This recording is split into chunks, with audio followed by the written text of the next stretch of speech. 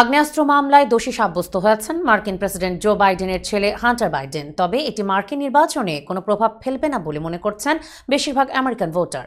আজ বৃহস্পতিবার প্রকাশিত বার্তা সংস্থা রয়টার্সের একটি জরিপে এ তথ্য জানানো হয়।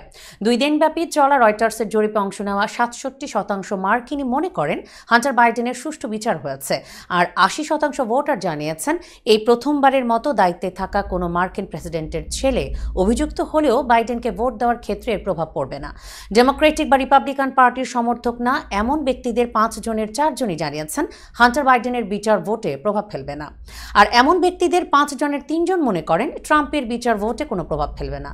জরিপে অংশ নেওয়া 16% মার্কিন নাগরিক বলেছেন যে হান্টার বাইডেন অভিযুক্ত হওয়ার কারণে বাইডেন কম ভোট পাবেন, আর 4% মনে করেন যে একই কারণে বাইডেন বেশি ভোট পাবেন। এছাড়া জরিপের 24% অংশগ্রহণকারী মনে করেন যে ট্রাম্প ঘুষ দেওয়ার মামলায় অভিযুক্ত হওয়ার কারণে কম ভোট পাবেন।